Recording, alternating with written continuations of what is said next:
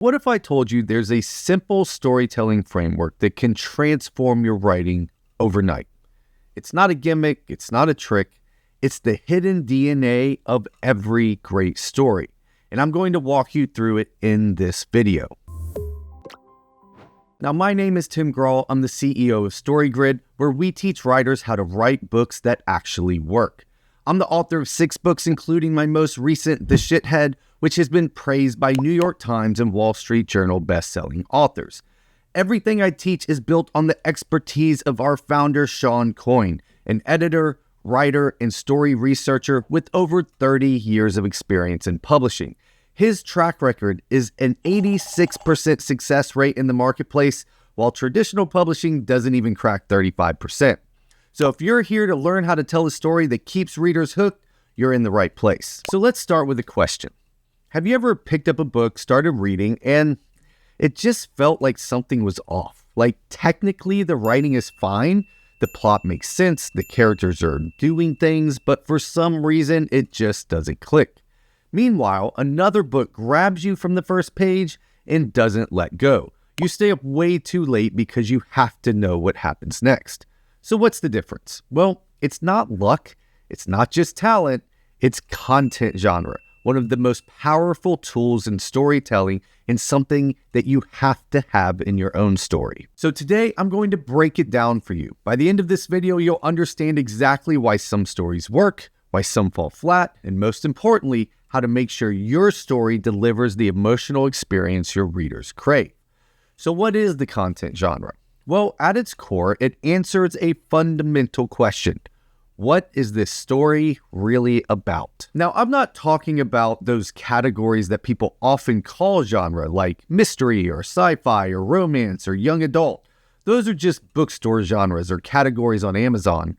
Content genre goes deeper.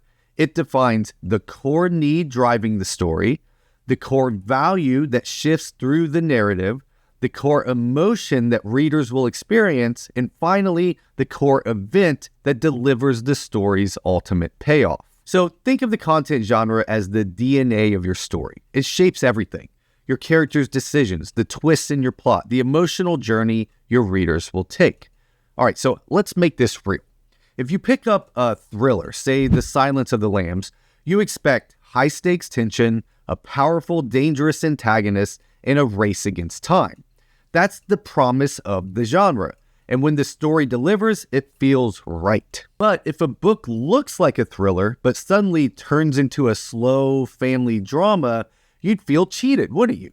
That's why understanding your content genre is so crucial. It helps you set up and pay off the right expectations for the reader. So every content genre follows what StoryGrid calls the 4 core framework. So for every genre, there's a core need. What's the fundamental human need at stake? The core value, what's shifting throughout the story, the core emotion that readers are going to feel as they read your story, and then the core event, that defining moment that makes the whole story worth it. When these 4 elements are aligned and they're working throughout the entire story, then you've got a story that works. When they're not aligned, something feels off, even if the reader can't quite say or articulate why. So when we look at the content genre, we break them up into 2 different categories, external and internal. Okay, let's first look at the external genre, because this is what drives the action of your story. External genres focus on what happens, the external conflict, and the protagonist's struggle against something outside of themselves. You can't have a purely internal story. You have to have an external driver of the physical action of the story. So there's 9 of these. So the first is action. This is all about life versus death. There's horror, which is life versus a fate worse than death. Crime, which is all about justice versus injustice. Thriller, which is life versus death, but psychological. Love, which is all about love versus hate. Western Eastern, which is self-reliance versus safety in society. There's war, which is about survival versus annihilation. There's society, which is about conformity versus rebellion. And then finally, performance, which is all about shame and respect. External genres create the surface level stakes. They give your protagonist something to fight against. Then we can look at the internal genre, the character's transformation. So great stories don't just happen externally, they have to mean something. And that's where the internal genres come in. And these focus on how the character changes from the beginning to the end of the story. So there's 3 of these. The first is worldview. This is when the character changes from ignorance to wisdom. The second is morality, where the character shifts from selfishness to altruism. And then finally, status. And this is where the character changes from failure to success. Now, here's the magic. The best stories combine an external and internal genre. For example, The Silence of the Lambs is a thriller, that's the external story, with a worldview disillusionment arc internally for Clarice Starling.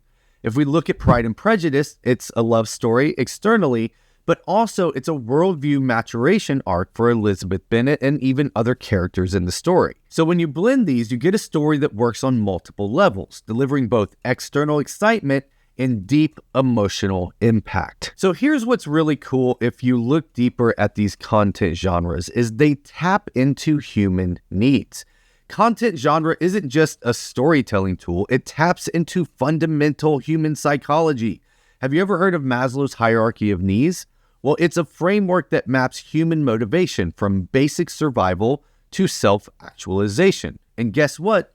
Every genre in the content genre aligns with a different level of human needs. So if we look at the base human needs of survival and safety, we have the genres like action, horror, and thriller. If we look at the middle needs of love and belonging, we get genres like love, society, and performance. These stories hit us where it hurts because who doesn't struggle with love, belonging, and self-worth? And then when we get into those higher needs, that's where we get into those internal genres of status, worldview, and morality.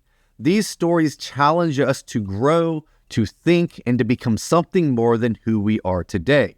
Understanding this helps you craft stories that resonate on a profound level for your readers. Okay, so I've talked a lot about content genre. Well, how do you actually apply this to your writing? How do you use this practically when you're planning out your own story? Well, step 1 is you have to identify your external genre. Ask yourself, what's the main external conflict for your protagonist? What's the biggest thing at stake in your story? And what emotional experience will readers expect? Your external genre is your story's backbone. It has to be the through line from the beginning to the end of your story.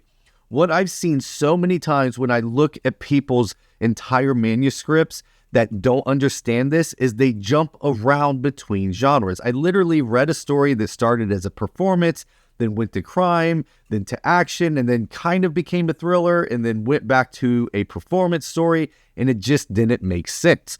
So you've got to have one external genre that's driving the entire story. So then step 2 is to identify your internal genre. And you can find that by asking questions like, how does my protagonist change internally from the beginning to the end of the story? What false belief do they need to overcome? What's their deepest struggle? This is where your story gets its emotional weight. And then in step 3, we honor genre conventions and obligatory moments. And this is one of the things that I absolutely love about the content genre is once you know what genre you're writing in, you get all kinds of stuff for free because every single genre has built-in conventions and obligatory moments. Now, I could go through each one of those, but that would make this video super long. So instead, what I did is I put a link down in the description where you can go learn more about the genre that you want to write in because every genre comes with specific expectations.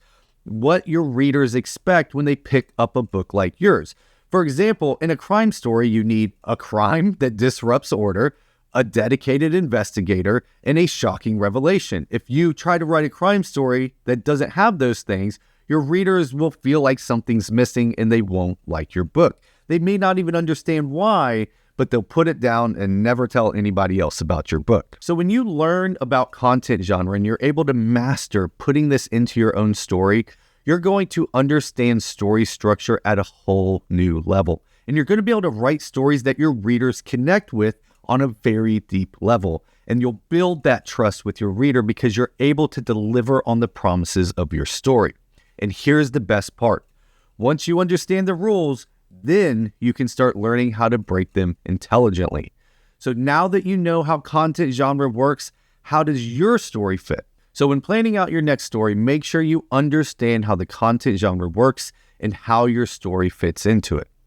Now, of course, when you're writing your story, it's not just a story, it's not just a book, it's a collection of scenes. And if you can't write great scenes, there's no reason to even set out to write a book, because it'll be like planning out a perfect road trip and then putting your car in the ditch before you get out of the neighborhood.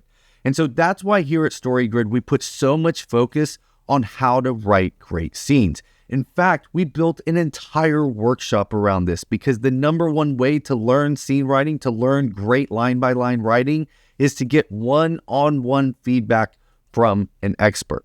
So in our StoryGrid scene writing workshops, for 6 weeks, you're going to work one-on-one with a coach, where each week you're going to turn in a scene and they're going to take a look at your writing and give you specific feedback on what you did right, what you did wrong, and how you can improve. And here's what's crazy. Students that have gone through our workshop tell us that they learn more in our workshop in 6 weeks than 6 years of doing it on their own. And it's not just about the feedback.